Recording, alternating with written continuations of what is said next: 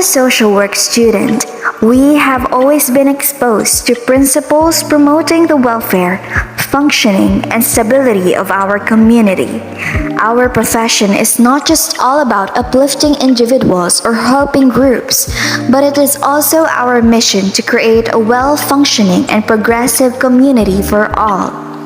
And with our topic for today, we will be exposed to a training ground, a body of knowledge deemed essential for the progress and enhancement of skills and knowledge of social work practitioners, especially when it comes to their engagement with the community.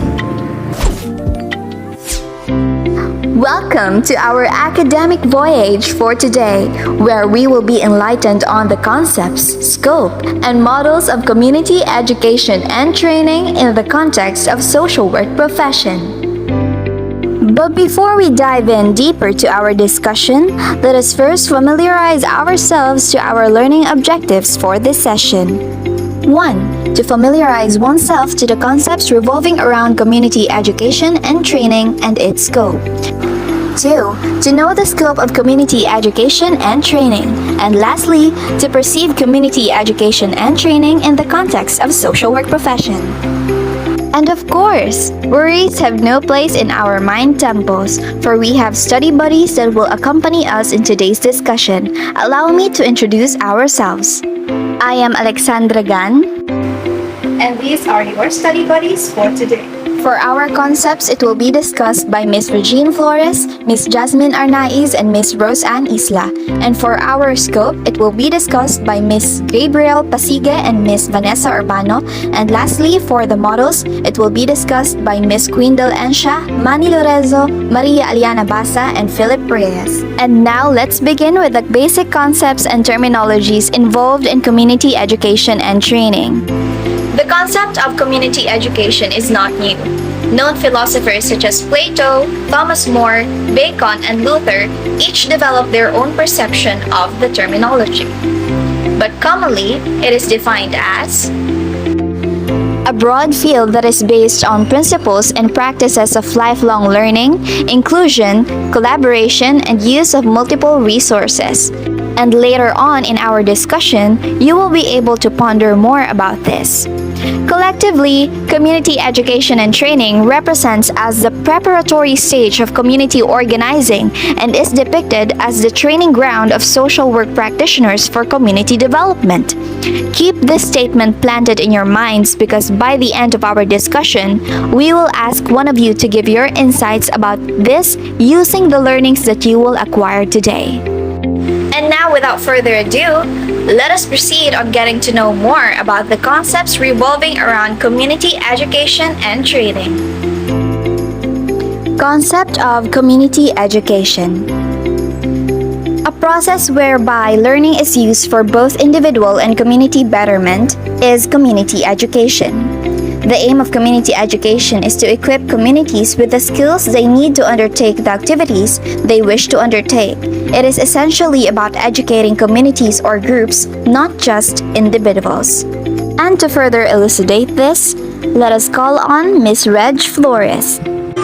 The community education and training, so we have to conduct a training to a large number of people, not just uncertain to individual or groups. Lahat ng gagawin nating training is magbe-base lang tayo sa training need analysis.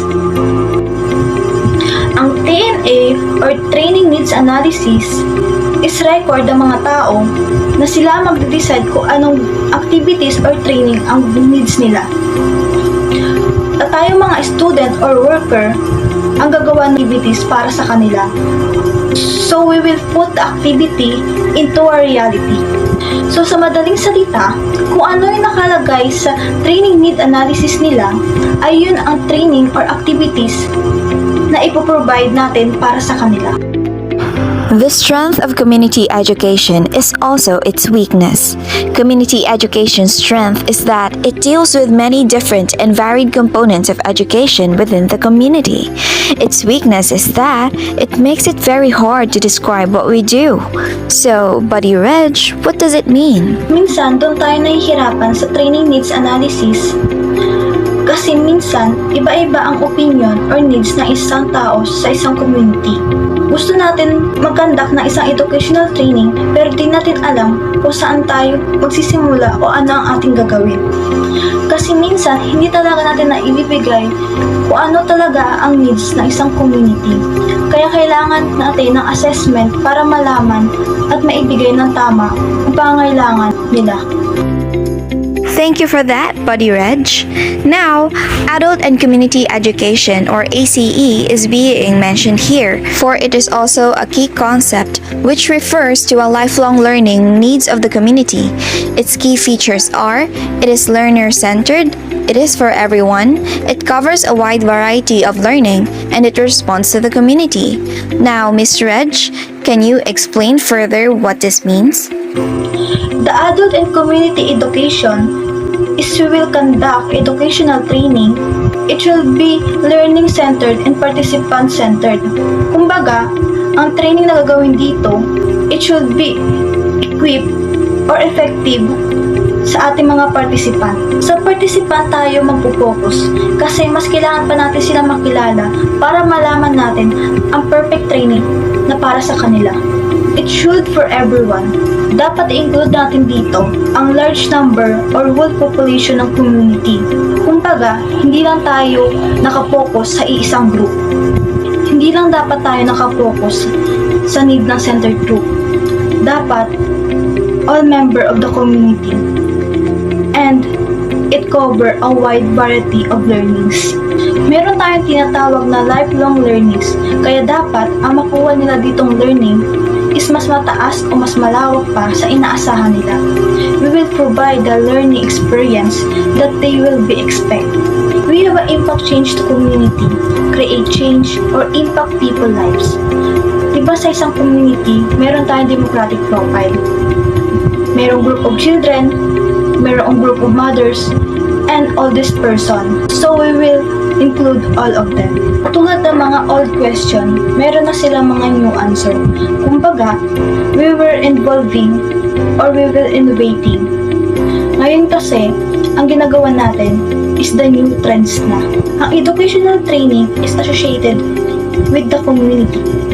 Kapag tayo ay nag-conduct sa community, it is not enough na wala tayong education or training experience. So, what is the origin of community education? The concept of community education can be traced back to mass adult education and literacy initiatives. As a result, it is recognized that community education is critical to development and that is one of the top long-term solutions for providing the necessary capacity and conditions for long-term social development. As one of the core professions within the social welfare field, social work plays a critical role in achieving community development goals. The concept of schools serving a center of community life date back over a century. Progressive educators of times such as John Dewey, Jane Addams, and urban designer Clarence Perry envisioned the school that serve as a focus of community social life, an agent of neighborhood-based social services, in addition to educating children. In reaction to social disturbance caused by Industrial Revolution, community-based education provides a means of fostering social cohesiveness as well as enhancing the lives of community people. Following that, in 1930s, the lighted schoolhouses of Flint, Michigan provided the next phase of community education. These programs, known as community education, were created to help children and working parents in evenings. This became the model of the rest of the country. In the Philippine context, such as concept of development training tends to widen the gap between the few rich and the majority who further subjugates people's consciousness. Current development practices demands a type of training which is partisan to the poor, a type which is participatory, experimental, and liberating. Historically, this alternative view of development training primarily evolved from 5 core elements in development work. So number 1 is conscientization, number 2, adult education, number 3, participatory development, next is empowerment, and last is community organizing. So the first is conscientization. It is the process of raising people's critical awareness of reality. Education as the practice of freedom. By attaining critical awareness, men and women can transform their object conditions. So number 2 is the adult education. Adults are viewed as active learners. They have certain characteristics, for example, years of experience, maturity, and sensitiveness to failure, which must be considered to identify more effectively methods of learning. Emphasis is also given to training which are functional to one's socio-economic concerns rather than treating it as more theoretical undertaking. Next is the participatory development. A cultural step in social preparation is more critical and responsible participation. A continuing efforts to strengthen local capabilities to sustain such actions. Participatory development can best work within 3-pronged approach. Number 1 is organizing, number 2 is techno-economic work, and number 3 is networking. Lastly, we have community organizing. Training is an integral part of raising people's consciousness and facilitating collective action. Micro to macro approach, bridging individuals concerned with group interests, gradually moving from immediate issues to community issues. Training aims to synthesize group analysis of the situation as well as strengthen skills for sustained and systematic action. So principles of community education includes lifelong learning, community responsibility and inclusion, shared leadership and decision-making, self-determination, board-based educational, partnership and collaboration, learning to include formal, informal, and indigenous experiences, efficient, varied, and cost-effective services, use of community resources including volunteers, democratic processes, leadership development, institutional responsiveness, integrated delivery of services, emphasis on specific populations, learning opportunities to impact cross-sector community issues and needs. Now let's proceed to review of relevant concepts and trainings. Learning is a basic object of all the training and development activities. Development. It refers to the personal development of individual. Training for empowerment. It aims to enhance people's assets to control their livelihood. Who are community educators? We are the learning strands of communities. We are the youth workers and the youth leaders. We are the preschool and out-of-school time instructions and supporters who work with the children and their caregivers. We are adults, educations, counselor, teachers, and volunteers in continuing edu programs and workforce development programs in workplace and colleges, in museum and immigrant survey agencies, in community resources center and other community-based agencies, and in seniors, which those who inform the public about the risk and to the environment and its beauties and what it need to do sustain healthy lifestyles. We are naturalists and local media producers that educate and engage people about the local issues. We are change agents that are working with the community members to identify needs and resources and then to meet those needs through educational services. We facilitate cooperation and collaboration among those involved in participation and delivery in multiple resources. We provide training and leadership and curriculum development and the formal informal. For example, students may undertake a research project on a local environmental problem in a collaboration with a scientist or non-profit organization, participate in an internship or job shadowing program at local business for which they can earn academic credit or recognition, volunteer at a local non-profit. So what is training? It is the systematic acquisition of knowledge, skills, rules, concept, and information of attitudes and values that result in improved performance and various work environments. Goals to 1995. Training is a journey learning to change the performance of people doing the jobs. Franco, 1990. And the aim of training is to improve the skills or provide knowledge to workers who immediately need to improve their work performance and the present job, said Walter, 1989. So ang training ay isang sistematikong pagkuha ng kaalaman, kasanayan at mga patakaran upang mapagsasanay at pagkaaral at nabigyan ng mabuting pagganap sa trabaho. Kaya as an employee, napakahalaga at mayroong training bago sumabak sa trabaho, public man or private company yan, sa mga pinapasukan natin work. Napakahalaga na ang training ay isang challenging man sa ating sarili, pero ito yung way para tayo matanggap sa isang company as an employee. Dapat nating isa-isip at isa-puso ang training. In summation to the presented terminologies and concepts under community education and training, it is a must for us to know that community education is a vibrant, ever-changing field, unique, interdependent, adapting to the needs of communities by responding with programs and processes specific to the local area. Thus, it is our responsibility as soon-to-be social work practitioners to subject ourselves to community education and training to enhance and further polish our skills and knowledge that shall equip us in coming hand in hand with the community, especially when it comes to community organizing in the future. It is also our role to bring forth community education and training to the community members, for them to be able to realize their capabilities, to be knowledgeable, and enhance it for them to become self-sufficient and well-functioning members of their community. Now, as we are through the concepts of community education and training, let us now have an overview on its scope. Now let's have a bird's eye view through the lenses of our next study buddies. Good day, everyone. I am Gabrielle Pasigue from BSSW3A. Now, let us now proceed to the scope of the community education and training. It was mentioned a while ago, the brief history and the concept of the community education. Now, we will find out why community education is fundamental in social work discipline. Community education is essential because most environmental and social problems arise as a result of people's action. It is a people behavior that is generally responsible for the problems, and it's people who need the want to find the solution. So in community education, it allows us to conduct a training that should be sustainable and relevant to the needs of the people in the community.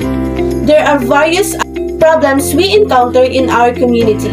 That's why community education is primarily necessary.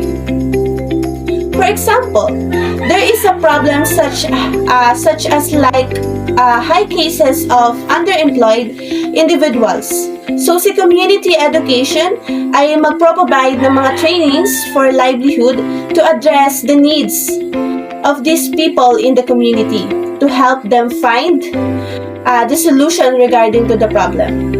Because by providing education in our community,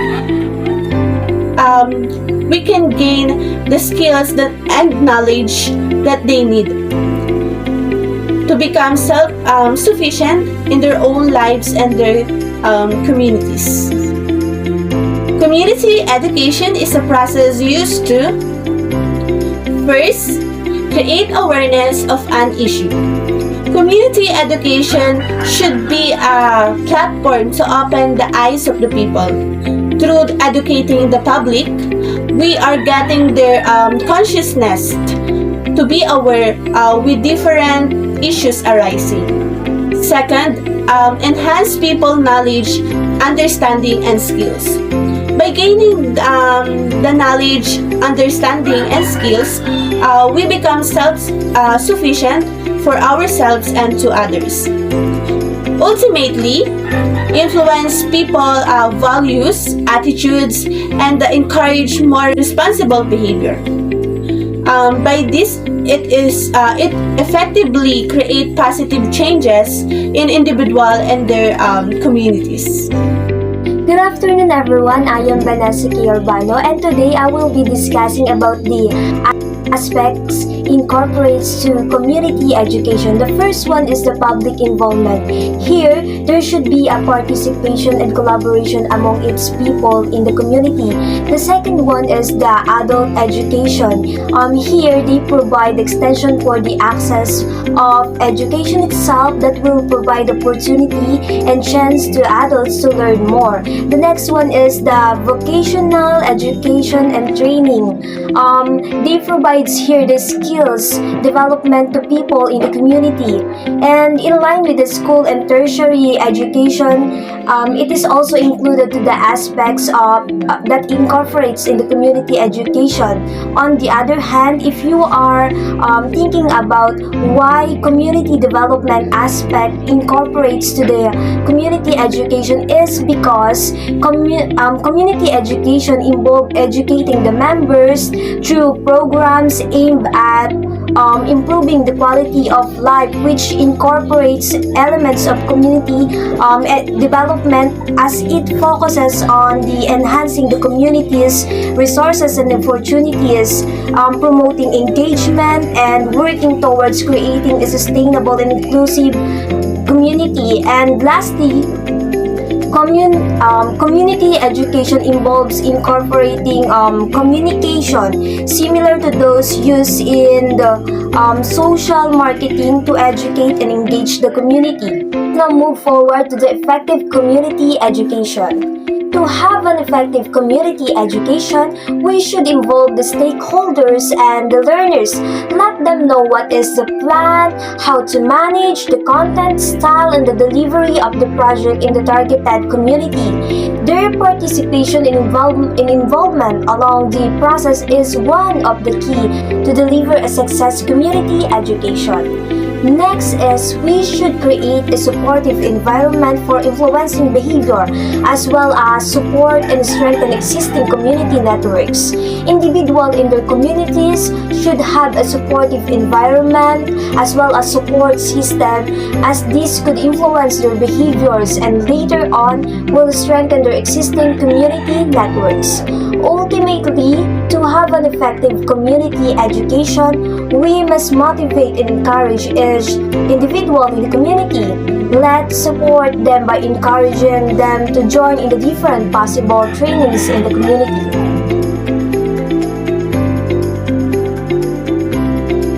There are various types of training we can use in the community education. The first one is the technical or technology training. Here it is meant to teach the people in the community the technological aspects of the training. In technical training, it might include here teaching someone how to use the computer system. The next one is the quality training. It is also important because here this is a type of training that provides people with the knowledge to recognize that are not up to the quality standards and teaches them what to do in this scenario. The next one is the skills training.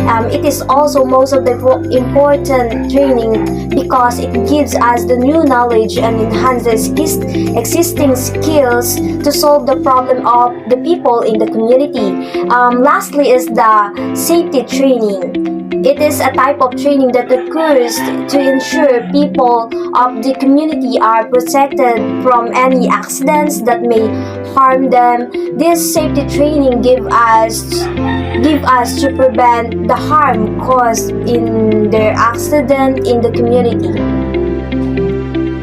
Components of community education and social work. This is our reporters. And our objectives. Community education model. It is based on the perception that the effectiveness of community social functioning will be determined by its member, individual and collective knowledge, attitude, behavior, and skills. So, sinasabi dito na the community education model is always based on the perception na yung members individual, yung mga magdi-determine at kasama dito yung knowledge nila, yung attitude nila, behavior, and yung kanilang skills.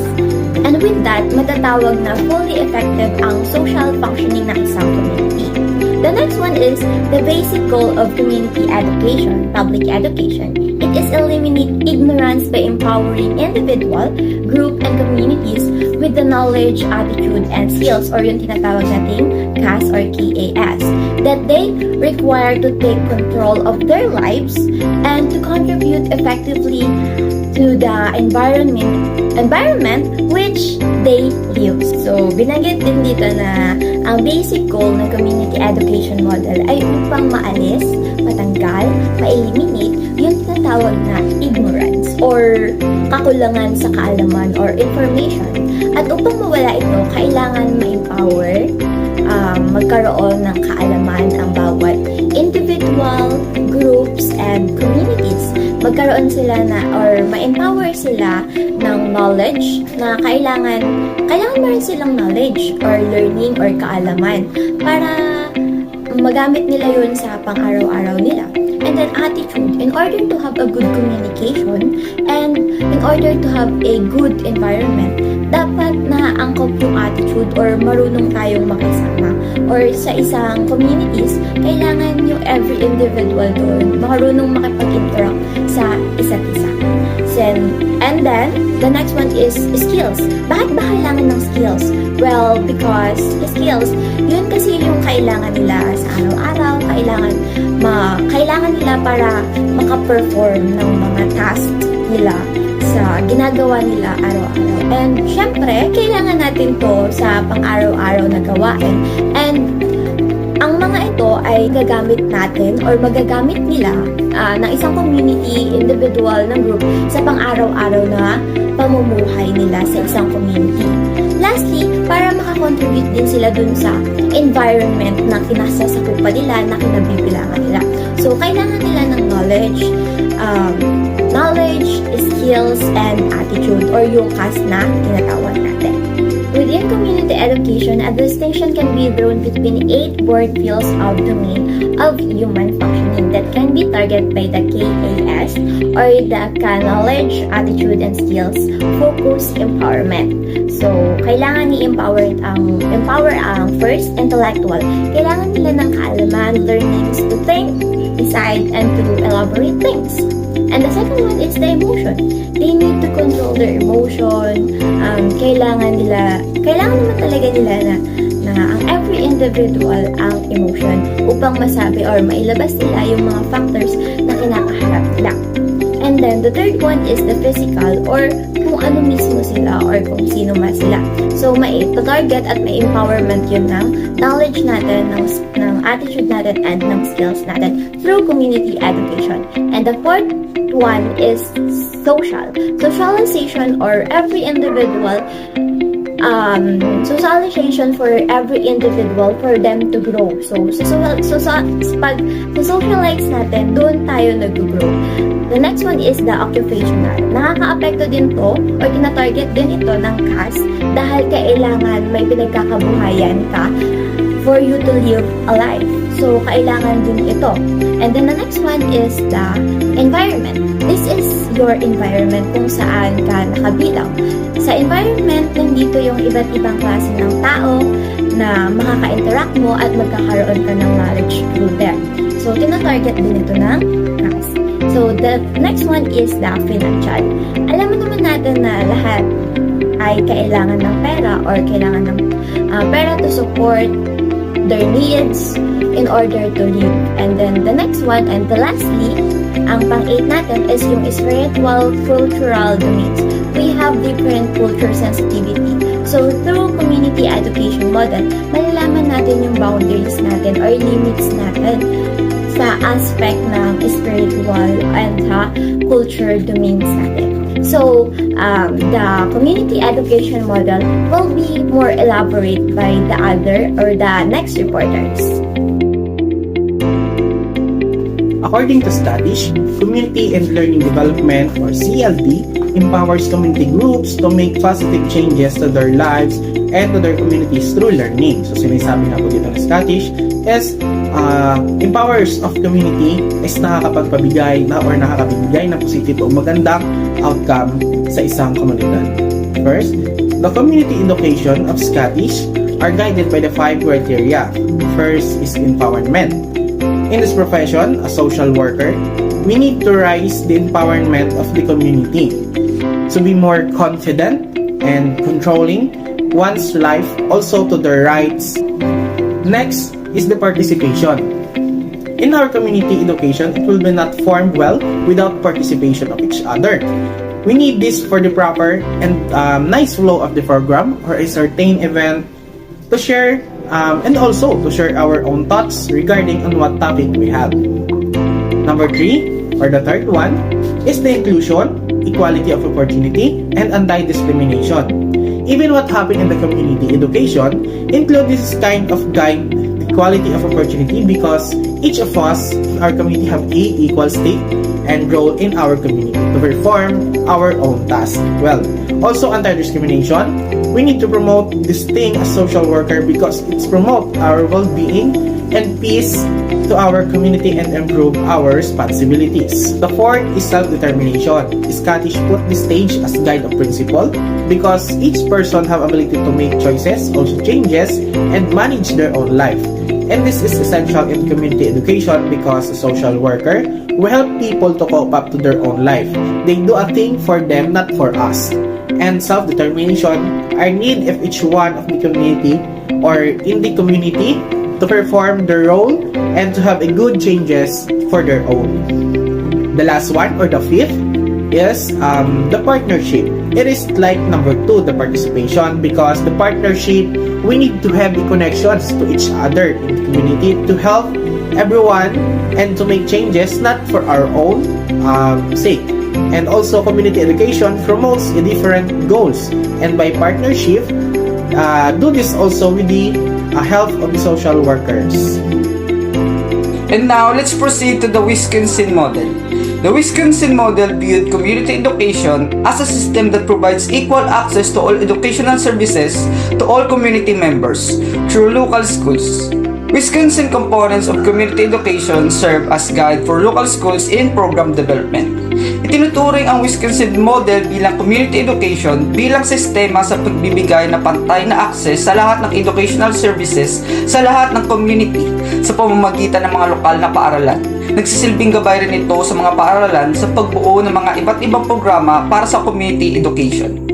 Wisconsin model will have 5 components which provide process framework for local school districts, implementing or strengthening community education, and the first component is citizen involvement. Citizen involvement strengthens solution by bringing a variety of perspective to each issue. People who know the most about the problem should be the ones coming up with the solutions, and Community Advisory Council provide this avenue of citizen input. Napaka-importante ang pakikihalahok ng mga citizen lalo sa pagpapalakas ng community education dahil sila ang nakakaalam kung ano mga solusyon sa bawat issue na nangyayari sa kanilang community. Upang magkaroon din ng action dahil sila rin nakakaalam sa kanilang community ang mga dapat na gagawin para sa pagpapalakas ng community education sa kanilang lugar. Next is needs assessment and planning. So sa pamamagitan ng pangkadak ng needs and assessment sa community education, nagbibigay daan ito upang matukoy ng mga citizen kung ano ang mga pangangailangan at kung paano matugunan ang mga pangangailangan at kung paano ang mga programa ay tumutugon sa mga pangangailangan sa community education para sa pagpapalakas nito. Next is extended use of public educational facilities. Maraming pampublikong pasilidad sa edukasyon ang hindi nagagamit. Kaya ang Wisconsin Model of Community Education ay nagbibigay din sa pinalawig na paggamit ng mga gusali at kagamitan ng paaralan upang hikayatin ang lahat na gamitin itong facilities at equipment para sa pagpapalakas ng community education sa mga iba't ibang community.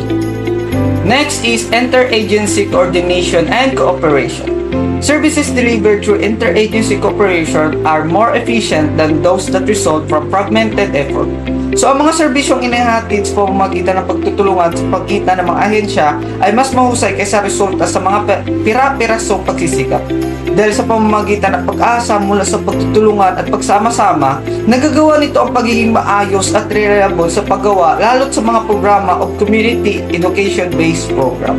Next is leadership and accountability. For the community education model, upang maging maganda ang resulta nito, kinakailangan ng isang leader na may matatag na leadership at pananagutan upang maging epektibo ang pananatili ng isang community in cooperation and learning. And now, Wisconsin model also utilized the community education principles developed by Larry Horina and Larry Decker in 1991 to enable community members to become an active partners addressing community concerns. So, ginagamit ang Wisconsin model sa community education principles ni na Larry Horina and Larry Decker upang ang community ay maging active sa pagsolusyon sa mga community concerns. And this is the guiding principle including the community involvement. Ito yung citizen involvement sa isang community. Efficient use of resources like sa paggamit ng mga underused na facilities ng mga school. Lifelong learning dahil sa pagpapalakas ng antas ng community education. Self-determination, self-help, leadership development dahil sa pag-enhance sa mga leadership skills. Institutional responsiveness, integrative delivery of services, and last is decentralization. Kanina, diniscuss yung what is community education, models included, and now we will discussing how community education related in social work profession. First, in our profession, the social work profession, we are motivators. We are motivating them to change, to enhance their social functioning, empower. We are striving individuals to overcome personal challenges and so on. In our profession na rin po, napakaraming opportunity na different field na pwede natin maputahan after ng ating course. Pwedeng academe or maging teachers, kung gusto natin magturo, medical, counselors, or ilan sa atin ay pwedeng maging community organizer, and ang ComEd or ang community education ang ating magiging way to respond doon sa ating specific problem. Also, kaya rin associated ang CEO or community organizing sa ComEd because when you are organizing the community, hindi pwedeng ilimit yung groups na pwede nating isama sa mga gagawin nating development or changes na gusto nating achieve sa community and the individual na nakapaloob po doon. And of course, hindi pwedeng tayo mga practitioner or social workers in the near future, hindi sasailalim sa mga trainings or expertise before tayo sumalang doon sa isang community. For example, tayong mga mag-field instruction, ngayong taon, di ba, ay ipapadala na tayo for different area para buuin yung 1,000 hours natin. And ang ComEd ay just for preparation lamang. Itong mga ginagawa natin ngayon, kasi ngayon pa lang, nag-undergo na tayo sa different trainings, seminars, yung introduction sa mga concepts and theories, mga helping processes, para pagdating natin sa community, hindi tayo mga mukhang visitors lang, or parang kandidato lang na magpapangako ng kung ano-ano para mag-raise ng kanila expectations, kundi para malaman nila and natin kung ano yung applicable options na pwede nating maibigay sa kanila and dun sa community. Tapos dito na papasok yung ComEd or community education. Kasi before mag-conduct ng training, kailangan nyo muna mag-courtesy call or visit dun sa community para makilala nyo muna yung community as a whole, including yung mga local authorities, yung mga barangay captains, mga mayor, yung mga beliefs nila, language, lifestyle, para i-adjust natin yung options for needs nila. Community education ay pwedeng clear makita through programs, seminars, kasi dito natin pwede ma-educate or magbigay ng learning and knowledge para doon sa mga people or citizens para ma-solve yung certain problem na i-state nila. Kasi nga po, hindi tayo pwede yung tayo mag-state ng kung ano yung problem ng community. Which is, dapat sila yung mag-state ng problem, hindi po tayo. Another clarification po, ang purpose nating mga social workers or social work aspirants is to be an agent of change. Meaning, we must ensure na may na-input tayong new knowledge, learnings na makakatulong tayo para ma-enhance yung skills, capacities ng individual and ng community, also their functioning. And yung mga training na kinakandak natin naman po ay hindi naman po for our solely purpose po or para po sa atin, but for the people within doon sa community na make sure natin na lahat ng effort natin after lahat ng mga ginagawa po natin para po sa kanila is all worth it po. Now, our discussion is coming to an end. But before we bid our goodbyes, allow me to leave you a quote that says, "The best way to help a community is by being a part of it." By immersing ourselves to the experiences of community members to fully have a grasp on their needs. Just like what Dr. Benny Rose Arnicilia has said, work with your client, not for your client. And with that, thank you so much for listening And we hope that you have learned something new and you have acquired learnings that will be essential for our growth as future social workers. Goodbye, guys. Thank you so much.